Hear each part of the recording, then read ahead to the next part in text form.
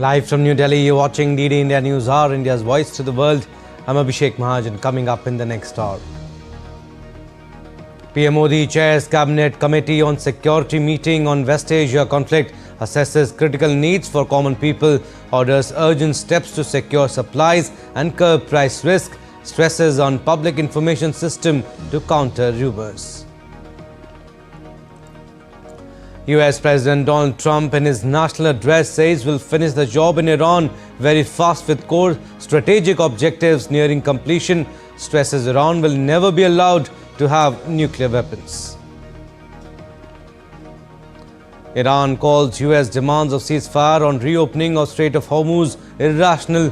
President Pezeshkian questions America First policy, calls Washington a proxy for Israel in an open letter.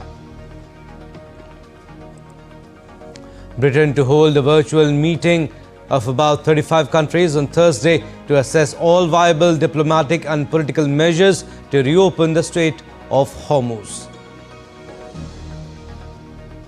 And NASA's Artemis II crew of 4 begins historic mission to Moon, crew to circle Moon in a crucial test for future human landings.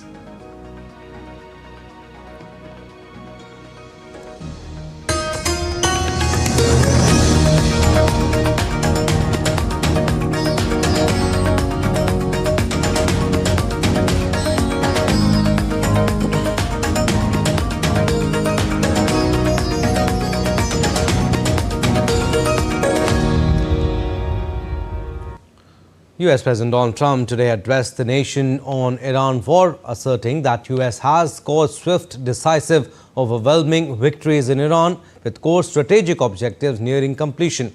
He said that Washington is going to finish it very fast under Operation Epic Fury, warning that US is going to hit Iran extremely hard over the next 2 to 3 weeks. Besides, Trump said that Iran can never be trusted with nuclear weapons as it was right at the doorstep of making one. He asserted that a nuclear Iran an intolerable threat. To the progress we've made, I can say tonight that we are on track to complete all of America's military objectives shortly, very shortly. We're going to hit them extremely hard over the next 2 to 3 weeks. We're going to bring them back to the Stone Ages where they belong. In the meantime, discussions are ongoing. Regime change was not our goal. We never said regime change, but regime change has occurred because of all of their original leaders' death. They're all dead. The new group is less radical and much more reasonable. Yet if during this period of time no deal is made, we have our eyes on key targets. If there is no deal, we are going to hit each and every one of their electric generating plants very hard and probably simultaneously. On Strait of Hormuz, Trump said it was not needed for the US and does not need it, in an apparent reference to his earlier statement in which he asked countries not supporting the US in reopening the Strait of Hormuz to get your own oil. He also asserted that the recent rise in gasoline prices short-term and that when conflict is over, Strait will open up naturally. The United States imports almost no oil through the Hormuz Strait and won't be taking any in the future. We don't need it. We haven't needed it and we don't need it. The countries of the world that do receive oil through the Hormuz Strait must take care of that passage. They must cherish it. They must grab it and cherish it. They can do it easily. We will be helpful, but they should take the lead in protecting the oil that they so desperately depend on. So to those countries that can't get fuel, many of which refuse to get involved in the decapitation of Iran, we had to do it ourselves. I have a suggestion. Number one, buy oil from the United States of America. We have plenty. We have so much. And number two, build up some delayed courage. Should have done it before. Should have done it with us, as we asked. Go to the Strait and just take it, protect it, use it for yourself. And finally, Trump stressed that Iran has been essentially decimated and that the hard part is done.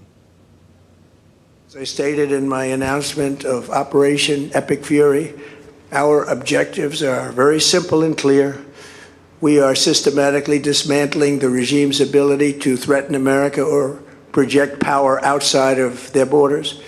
That means eliminating Iran's Navy, which is now absolutely destroyed, hurting their Air Force and their missile program at levels never seen before, and annihilating their defense industrial base. We've done all of it. Their Navy is gone, their Air Force is gone, their missiles are just about used up or beaten. Taken together, these actions will cripple Iran military, crush their ability to support terrorist proxies, and deny them the ability to build a nuclear bomb. And Donald Trump criticized the nuclear agreement negotiated during the time of former President Barack Obama, calling it a serious mistake. He said he felt proud to have ended that deal during his presidency. I terminated Barack Hussein Obama's Iran nuclear deal, a disaster.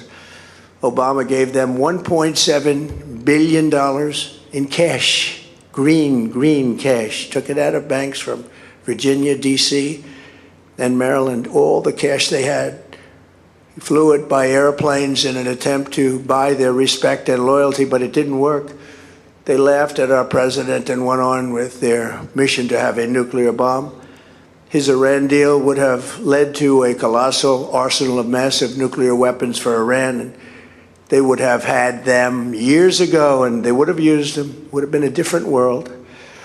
There would have been no Middle East and no Israel right now, in my opinion, the opinion of a lot of great experts, had I not terminated that terrible deal. And I was so honored to do it. I was so proud to do it. It was so bad right from the beginning. And earlier on Wednesday, U.S. President Trump said the United States will end its war on Iran soon and threatened to quit NATO. Hours before his address to the nation, Trump said that U.S. could return for spot hits if needed. Trump also said he was considering withdrawing the U.S. from the NATO alliance due to its European members' refusal to send ships to unblock the Strait of Hormuz near Iran. Trump said other countries should guard the Strait of Hormuz, calling on Japan, France, South Korea and China to take up the task. Trump suggested that other nations should take a more active role in securing the strait. The strait is, they can have one terrorist there with a machine gun someplace, and they'll say, oh, it's not totally clean, So let them do it. Let France do it. They get a lot of oil from the strait. Let the European countries do it. Let South Korea, who is not helpful to us, by the way, let South Korea, we only have 45,000 soldiers in harm's way over there right next to a nuclear force. Let South Korea do it. Let Japan do it. They get 90% of their oil from the strait. Let China do it. Let them all do it. What the hell are we doing it for? In a social media post on Wednesday, Trump said Iran had asked for a ceasefire, but he would consider it only after Tehran stops blocking the Strait of Hormuz. Iran denied that it made any such request. Iran has stopped vessels from crossing the Strait of Hormuz since the US and Israel launched attacks on the country at the end of February. This disrupted West Asian oil exports and drove fuel prices higher globally. Iran said Thursday that Washington's demands were maximalist and irrational and denied any negotiations were underway on a ceasefire to end the war in West Asia. In a letter posted on social media addressing American people, Iranian President Masoud Pezeshkian said that his country harbors no enmity ordinary US citizens, while accusing Washington of distorting its image. Pezeshkian said portraying Iran as a threat was neither consistent with historical reality nor with present-day observable facts, adding that Iran's actions were rooted in self-defense. The roughly 1,000-word letter published in both English and Persian also struck a defiant tone at points, referencing Iran's long history of resilience. Pezeshkian asserted Iran has never initiated a war, yet it has resolutely and bravely repelled those who have attacked it. He also criticized the US military presence around Iran and pointed to past American interventions as a source of long-standing distrust. Pezeshkian defended Iran's retaliatory actions against Israel and Gulf nations as acts of self-defense, but did not address the closure of the Strait of Hormuz, which has disrupted the global economy. The letter comes amid heightened tensions following weeks of conflict involving Iran, the United States and Israel, which have disrupted global energy markets. And Iran's Islamic Revolutionary Guard Corps announced on Wednesday it had launched the 89th wave of Operation True Promise for carrying out strikes against US and Israeli targets in the region. The IRGC said in a statement that Iran used heavy missiles, attack drones and rockets to strike US military bases and Israeli targets. The operation targeted Israeli military facilities and assembly points in Eilat, Tel Aviv, Bnei Brak and other locations.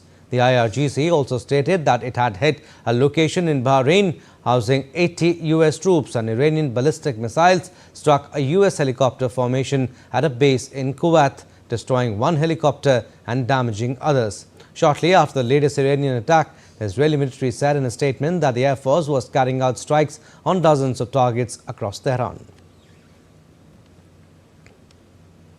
And NATO Secretary General Mark Rutte will visit Washington next week for a long-planned visit that comes after President Donald Trump blasted European allies over differences on the Iran war. A White House official also confirmed the visit. No further details of the trip were immediately available. Earlier, Trump said he was considering pulling the US out of the Western military alliance due to the refusal of European members to send ships to unblock the Strait of Hormuz. In remarks on Wednesday to allies gathered for an Easter lunch at the White House, Trump criticized France and the United Kingdom, among other US allies, as a paper tiger.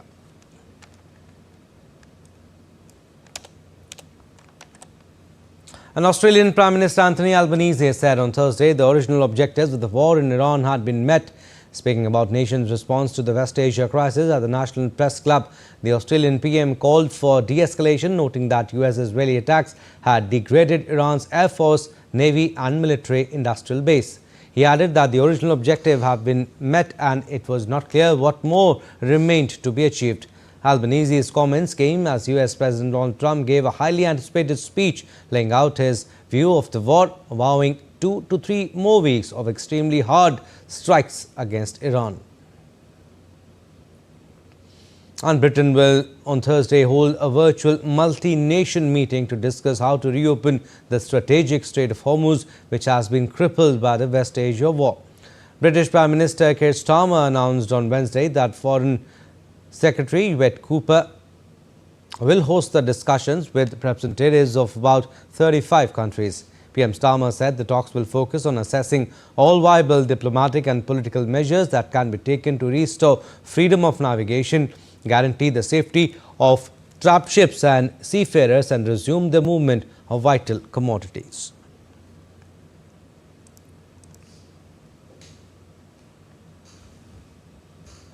Our statement of intent to push as one for maritime security across the Gulf. And today I can announce that later this week, the Foreign Secretary will host a meeting that brings those nations together for the first time, where we will assess all viable diplomatic and political measures that we can take to restore freedom of navigation, guarantee the safety of trapped ships and seafarers, and resume the movement of vital commodities. And Prime Minister Narendra Modi on Wednesday chaired a special meeting of the Cabinet Committee on Security to review measures taken by various ministries and departments and also discuss further initiatives to be taken in the context of the ongoing West Asia conflict. During the meeting, Cabinet Secretary briefed about the action taken to ensure supply of petroleum products, particularly LNG, LPG and sufficient power availability. Sources are being diversified for procurement of LPG and liquefied natural gas with new inflows from different countries. He further briefed that LPG prices for domestic consumers have remained the same and anti-diversion enforcement to curb hoarding and black marketing of LPG is being conducted regularly. Initiatives have also been taken to expand piped natural gas connections. Measures have also been taken to ensure availability of power during the peak summer months. Further interventions proposed to be taken for emerging challenges in various other sectors such as agriculture, civil aviation, shipping and logistics were also discussed. Various efforts are being taken to ensure fertilizer supply. State governments are being requested to curb black marketing, hoarding and diversion of fertilizers through daily monitoring, raids and strict action. The retail prices of food commodities have been stable over the past 1 month.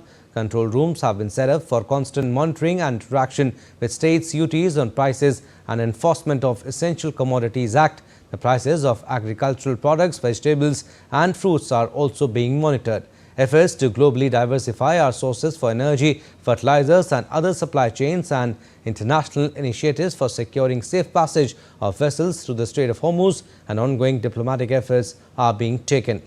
During the meeting, PM Modi assessed the availability of critical needs for the common man. He discussed availability of fertilizers in the country and steps being taken to ensure its availability in Kharif and Rabi seasons. He said that all efforts must be made to safeguard the citizens from the impact of this conflict. Prime Minister also emphasized smooth flow of authentic information to the public to prevent misinformation and rumour mongering. The Prime Minister also directed all concerned departments to take all possible measures to ameliorate the problems of citizens and sectors affected by the ongoing global situation. And Prime Minister Modi in social media post said that he chaired Cabinet Committee on Security meeting. The CCS reviewed the steps being taken by various ministries and departments in the wake of the ongoing West Asia conflict and discussed the next set of initiatives to be taken. The meeting focused on key sectors including energy, agriculture, fertilizers, aviation, shipping and logistics as part of efforts to assess preparedness and response measures.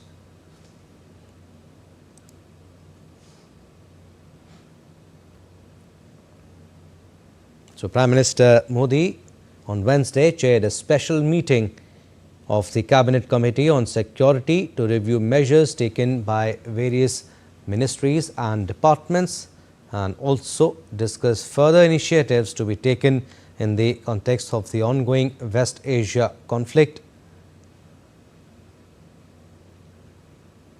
Meanwhile, oil prices spiked and stocks sank on Thursday after Donald Trump reiterated that US forces would hammer Iran for another 2 to 3 weeks but offered no solution to the closure of the Strait of Hormuz that has crippled global markets. Brent crude, which had fallen back below $100 a barrel on Wednesday, surged as much as 5% to hit $106.29 a barrel, while West Texas Intermediate jumped more than 4% to as high as $104.29 per barrel. The reaction among equity traders was no better, with Seoul, which soared more than 8% on Wednesday, losing 3%. Tokyo, Hong Kong, Shanghai, Singapore, Taipei and Sydney were also well down. And the US Department of Energy issued a request for proposal for an emergency exchange of 10 million barrels from the Strategic Petroleum Reserve. This action is part of the coordinated release of 400 million barrels from IEA member nations' strategic reserves, US President Donald Trump previously announced. The United States continues to deliver on its 172 million barrel release commitment. The crude oil will originate from the Strategic Petroleum Reserve's Bryan Mount site. The 10 million barrel exchange leverages the full capabilities of the SPR alongside the President's Limited Jones Act waiver to accelerate critical near-term oil flows into the market.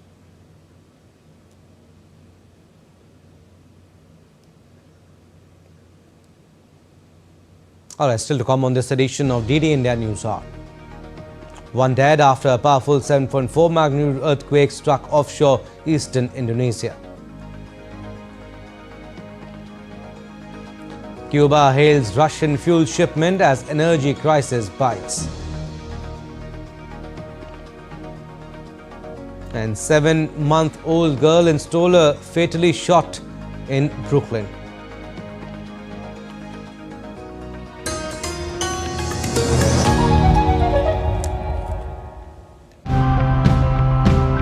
Water influences our lives in more ways than we often notice.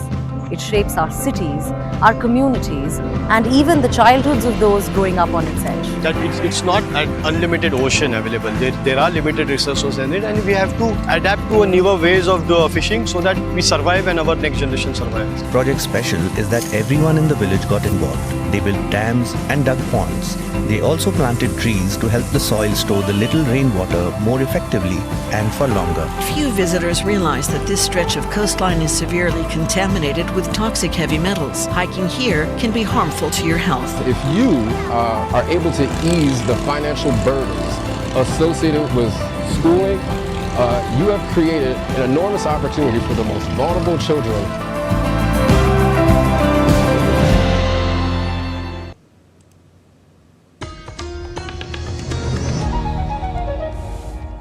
Welcome back. You're watching DD India News Hour. I'm Abhishek Mahajan, and we'll go across to DD India's Akshay Dongre, who joins us for more on Donald Trump's address to the nation and also updates on West Asia conflict. Akshay, talking about Trump's address first, such strong language by him, which you expect from Trump, but how do we interpret his address by the address of Donald Trump? Clearly says that the war will continue until the objectives are fulfilled.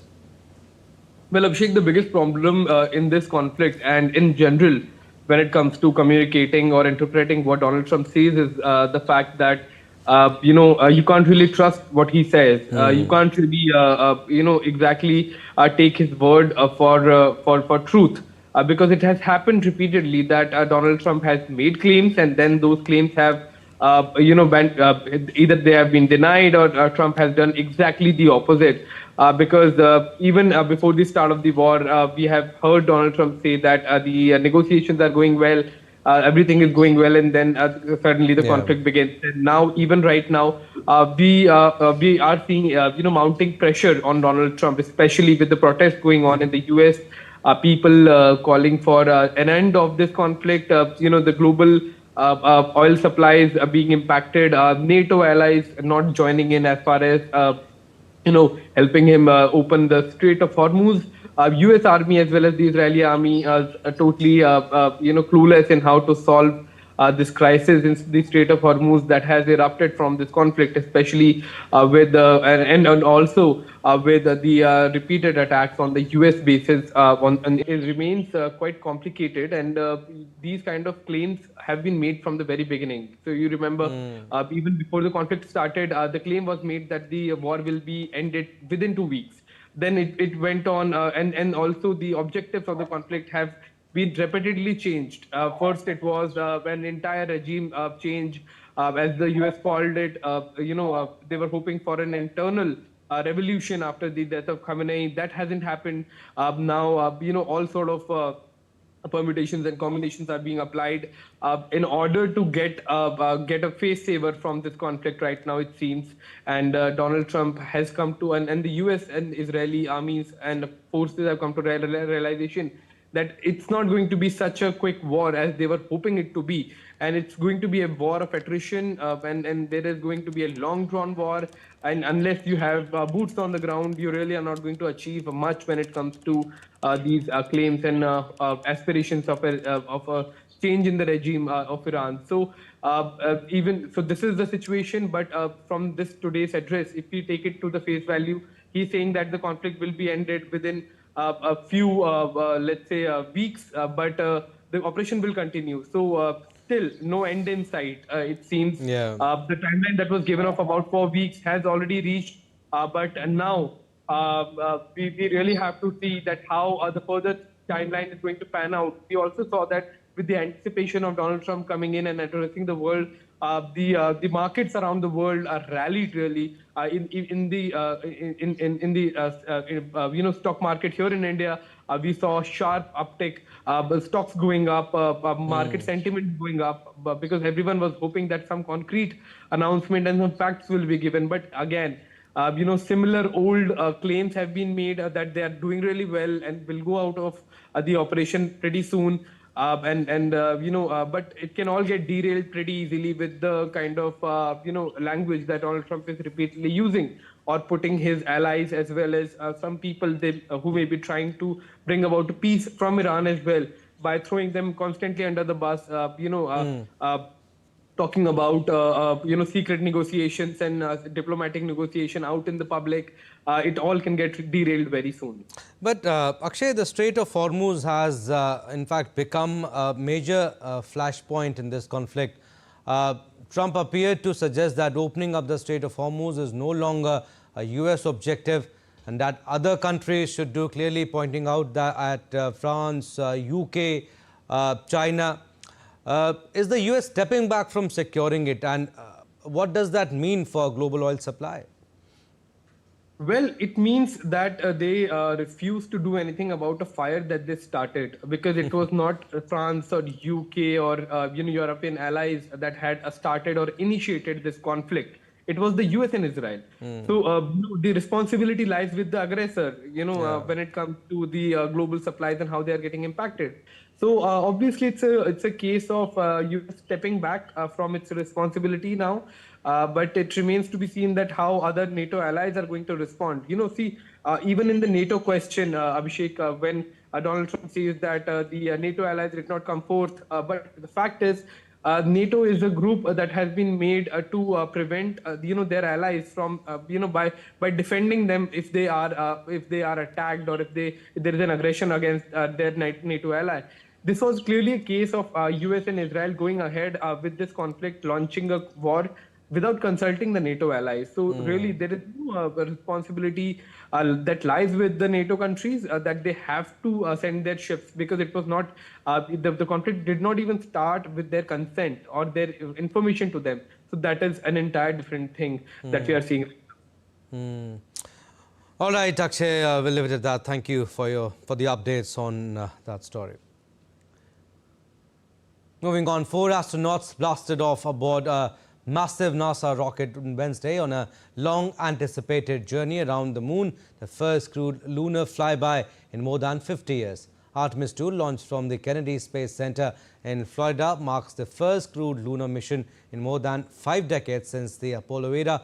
The mission carries 4 astronauts on a 10-day journey around the moon and back, serving as a crucial test for future deep space exploration, including planned lunar landings under NASA's Artemis program.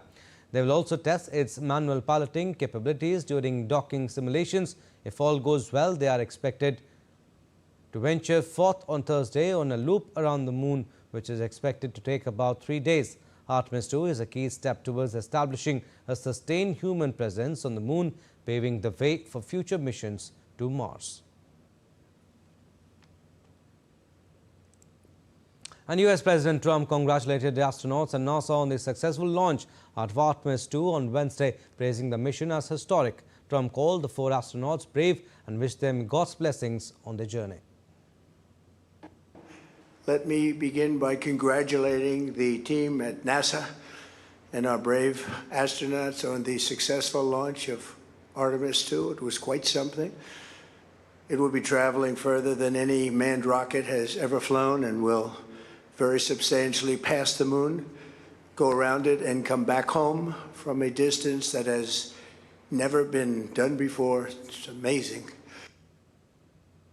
Moving on, 1 dead after a powerful 7.4 magnitude earthquake struck offshore eastern Indonesia. The quake hit at a depth of 35 kilometers in the Molucca Sea between Sulawesi and Maluku Islands.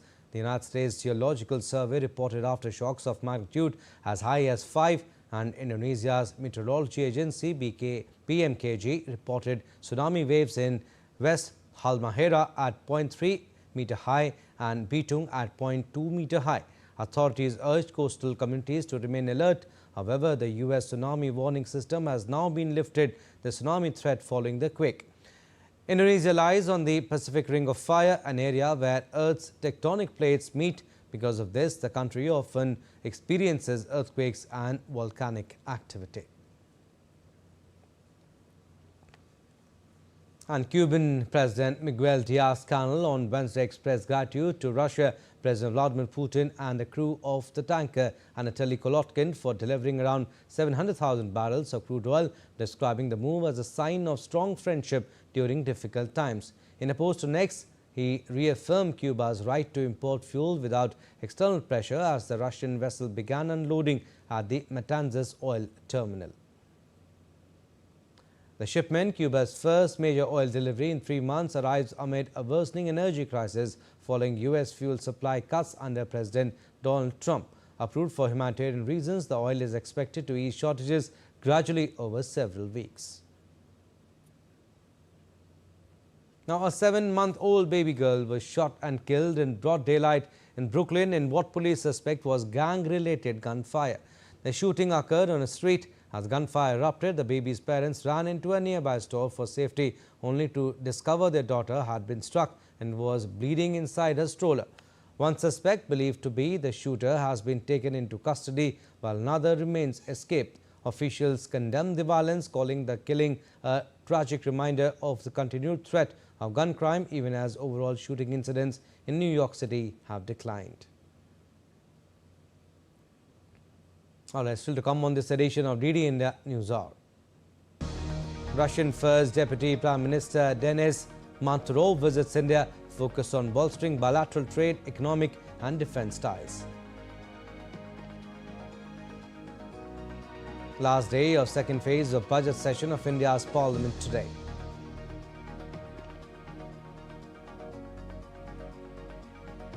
And National Education Society for Tribal Students celebrate a milestone in its journey of encouraging inclusive and equitable education.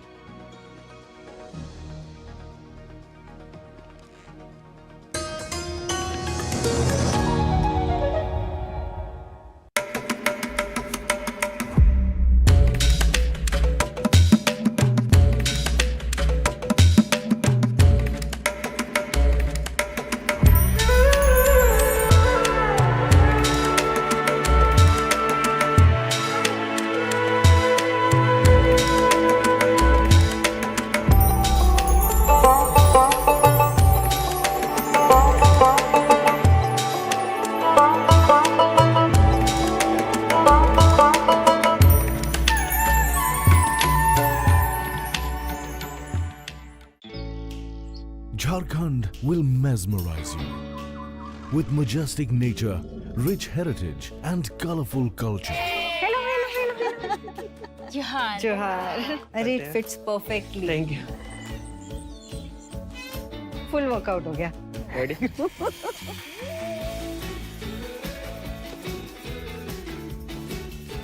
Postcards from Jharkhand on National Geographic.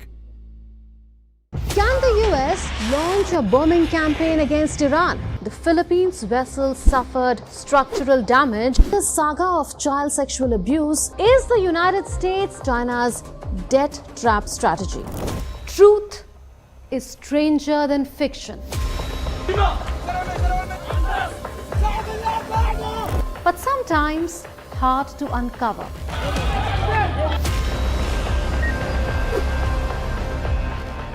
Trust us to tell the truth, unadulterated and pure, of every story that matters to you.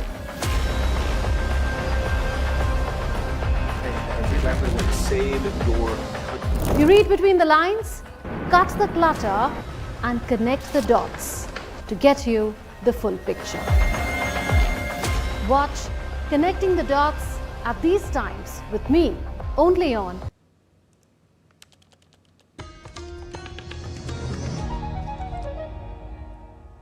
Welcome back. You're watching DD India News Hour. I'm Abhishek Mahajan. Recap of our top stories. Prime Minister Modi chairs Cabinet Committee on Security meeting on West Asia conflict, assesses critical needs for common people, orders urgent steps to secure supplies and curb price risk, stresses on public information system to counter rumours.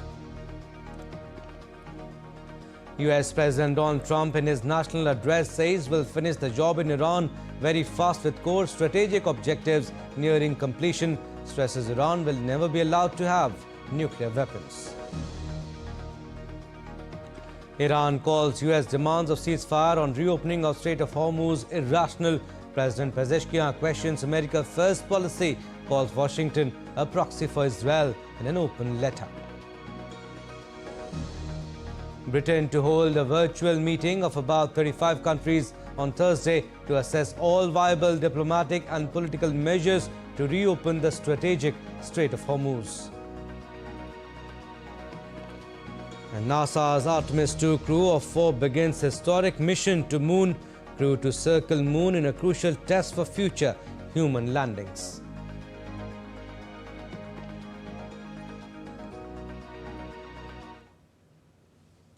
Today is the last day of the second phase of the budget session of Parliament, with both houses likely to be adjourned sine die following today's listed proceedings.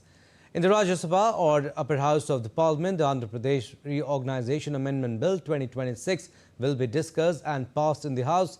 This bill has already been passed by the Lok Sabha. In addition, documents related to various ministries will be tabled in the House. The Comptroller and Auditor General report will also be presented.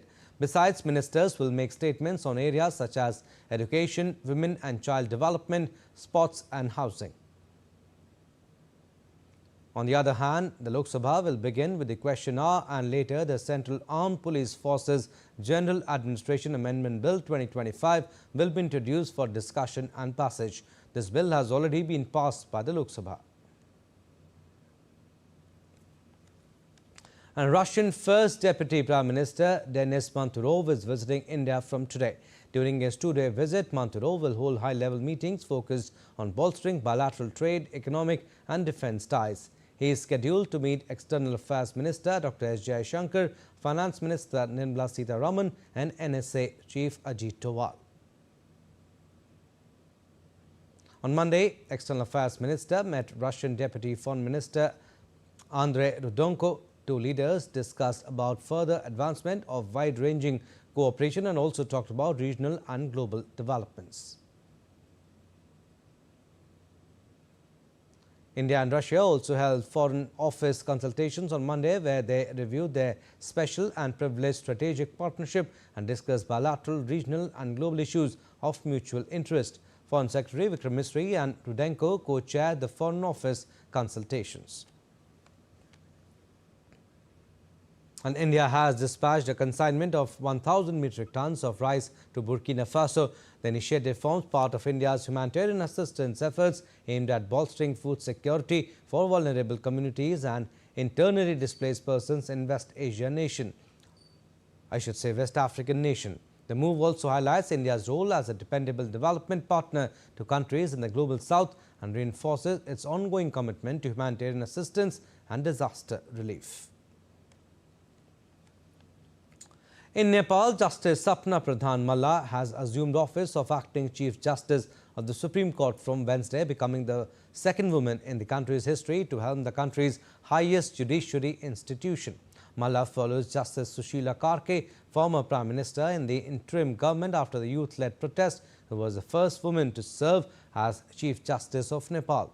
Justice Malla, the senior-most justice of the Supreme Court, stepped into the role after Chief Justice Prakashman Singh Raut retired on Tuesday. As per the Nepali constitution, the senior-most Supreme Court justice automatically assumes the position of acting Chief Justice when the post falls vacant. Her appointment comes at a time of institutional transition. The Constitutional Council is required to recommend a new Chief Justice at least 1 month before the position becomes vacant. Due to dissolution of Parliament on September 12 due to youth-led protests, the recommendation process was delayed.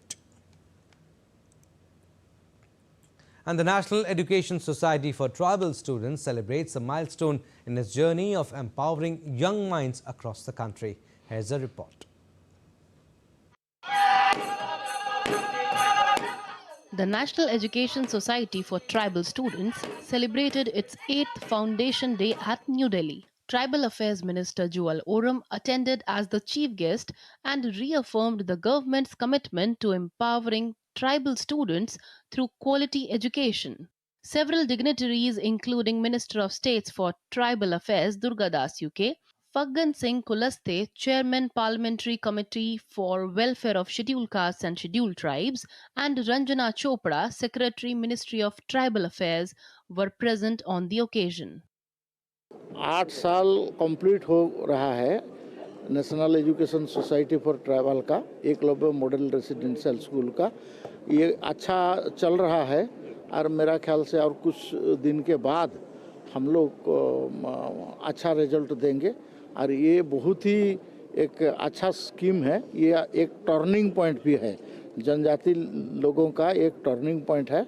ये देश का विकास धारा में और देश में जो हम आगे बढ़ने के लिए आवश्यक है इसमें हम सफल होंगे।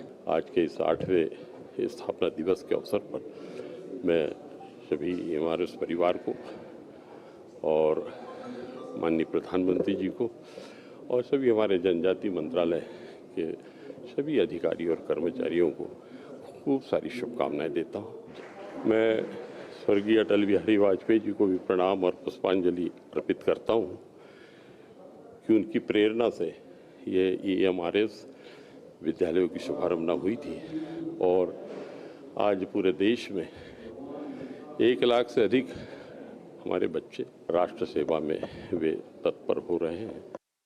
The event highlighted continued efforts towards inclusive and equitable education. The celebration of Foundation Day also reflected the organization's ongoing mission of bridging gaps, nurturing talent, and shaping a more equitable future.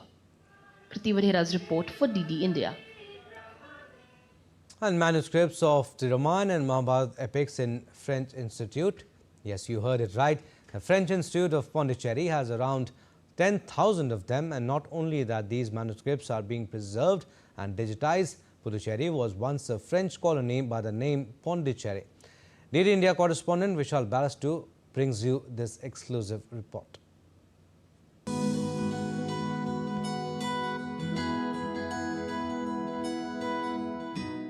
The French Institute of Pondicherry is doing a yeoman's service by preserving the manuscripts on palm leaves. Carefully preserved in this archive, these manuscripts are as old as 400 years. The subject varies from the mythological epics of Ramayana, Mahabharata to the Shaivism and Siddha system of medicine. We have around 10,000 manuscripts, mostly Shaiva Gamas, but also Siddha medicine and epics, the Mahabharata and the Ramayana. Some of them are from the 17th century, but most of them are more recent. The archive also showcases tools used to prepare these manuscripts centuries ago. This 17th century Ramayana written on palm leaves also has been preserved and digitized. We take the precautions like applying lemongrass oil, maintaining this room for 24 degrees centigrade for 24 hours. After that, even we started digitalizing. We kept in the floppy, first microfilm. Microfilm didn't work, floppy didn't work, we took to CD didn't work, we took to DVD, now external hard disk, now we are going for the internet. The original manuscripts are preserved with lemongrass oil, and to keep them for time immemorial, the Institute also digitizes them. This Frenchman has been doing it for a very long time. It's the Shraddha Yoga. It's from the 18th century, and I do it on my computer. I take pictures here that come from my computer, I crop them and I make some PDF files with it. Even after the digitization is done, a lot of efforts are taken to prepare e-text of these manuscripts so that they can be put on the internet for everyone to read. The French Institute of Pondicherry, a renowned multidisciplinary research center established in 1955 under the joint supervision of French Ministry of Foreign Affairs and the CNRS. Located in a historical colonial building in White Town, it serves as a key hub for French scientific diplomacy and the study of Indian heritage. In this room, there are around 10,000 manuscripts which are very old and they need special care. The noise that you are hearing are from the instruments that keep the temperature and humidity under control. With cameraman Sanjay Kumar Jaina in Puducherry, this is Vishal Baristo, DD India. And the Indian Meteorological Department has issued widespread weather alerts for the coming week. In North India, scattered rain and thunderstorms are expected in East Uttar Pradesh and Rajasthan on April 1st, with rain, snow, gusty winds and isolated hail in Jammu and Kashmir, Himachal Pradesh, Uttarakhand, Punjab, Haryana, Delhi to witness thunder squalls through April 7. Northeast India can expect light to moderate rain with thunderstorms and gusty winds with isolated heavy rainfall. East India will see scattered rain, thunderstorms and gusty winds through April 7, whereas heat alerts have also been issued with hot and humid conditions likely in Kerala, Odisha, Jharkhand and West Bengal during early April. Time now for another short break, but still to come on this edition of DD India News Hour. IPL fans are in for a treat as Kolkata Knight Riders will clash with Sunrisers Hyderabad today. In the latest ICC rankings, Abhishek Sharma and Ishan Kishan retain top spots in T20I rankings. And World Autism Day observed today. Stay with us for a special report.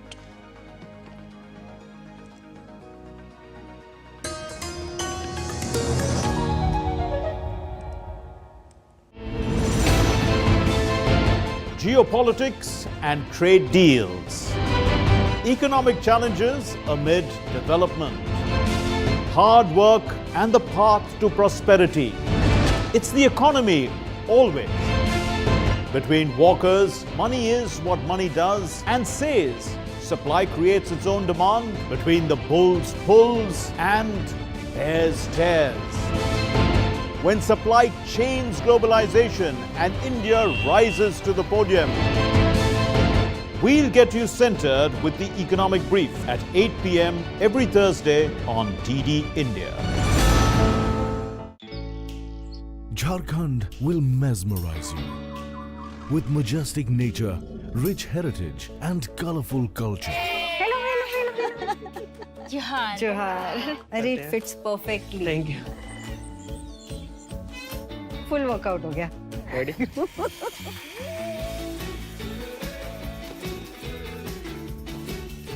Postcards from Jharkhand on National Geographic. Welcome to DD India, where a billion voices unite, connecting viewers to the stories that matter. India is not just another news channel. It's the international channel that puts the spotlight on the global south, bringing you stories from the heart of emerging economies, dynamic cultures, and transformative voices. As the international news channel of India's public broadcaster Prasar Bharati, DD India delivers high-quality content from every corner of the globe, focusing on the stories that shape our future. We don't just report news. We connect you to India's voice in the global narrative. From current affairs to culture, from economic growth to sustainable development, and the ever-evolving world order, DD India gives you a comprehensive view of the world around us. Stay connected, stay informed, and embrace the stories that shape our lives. DD India. India's voice to the world.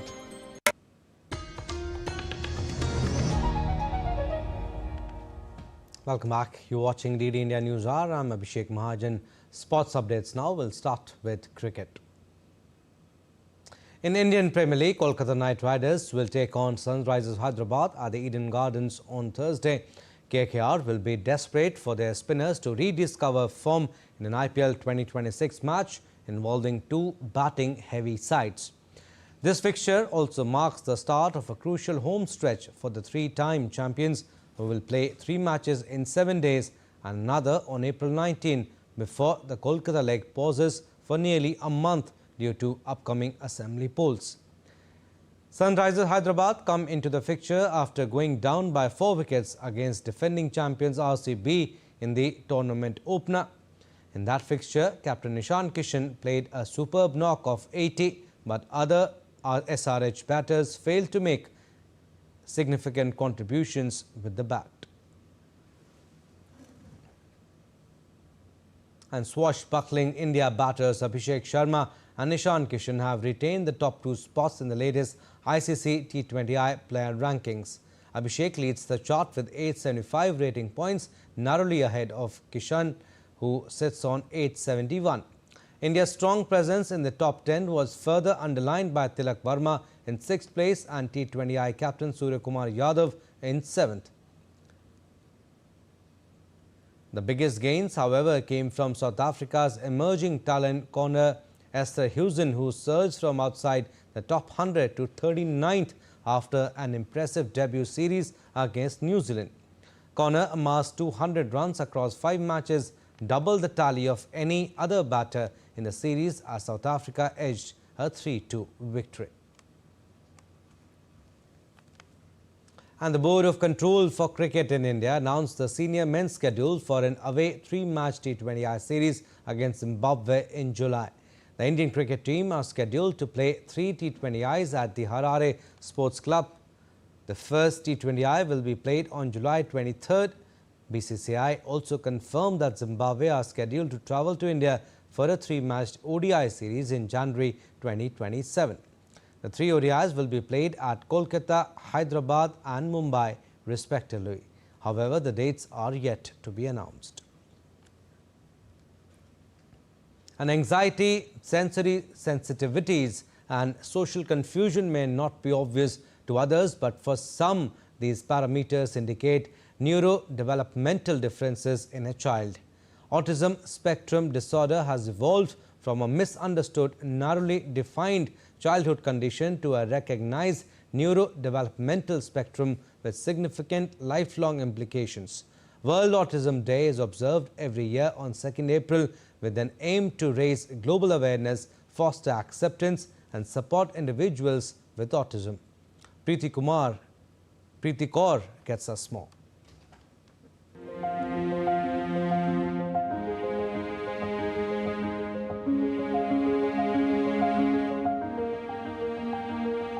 Autism, also referred to as autism spectrum disorder, constitutes a diverse group of conditions related to development of the brain. It affects communication, behavior, and social interaction. People with autism may experience challenges such as difficulty in social communication, repetitive behaviors, and sensitivity to sensory stimuli. However, autism is a spectrum, which means every individual is different and has unique strengths and challenges. The level of intellectual functioning among autistic people varies widely, extending from profound impairment to superior levels. According to WHO, around 78 million people globally had autism. The estimated prevalence of autism in India is around 1 in 68 children. Boys are more commonly affected by autism than girls, with male to female ratio of approximately 3:1. World Autism Day was established by the United Nations General Assembly in 2007. Since then, it has been observed annually to promote awareness about autism and encourage inclusion across societies. The theme this year, Autism and Humanity, Every Life Has Value, highlights and affirms the dignity and worth of all autistic people as part of our shared human future.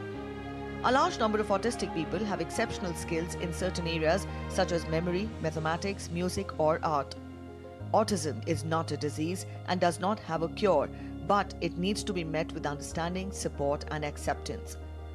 Living with autism is challenging, but with good support and understanding, people with autism can have a full life. Preeti Kaur, DD India. And that's all for this edition of DD India News Hour, but do let us know your thoughts on the news of the day. For those on the go, you can get all the latest news and updates from India and across the world on DD India mobile app. The app is available on both Android and iOS platforms. Scan the QR code on the screen to download now. And we'll be back with more news as it breaks here on DD India. I'm Abhishek Mahajan from All First Air in Delhi. Thanks for watching DD India News Hour.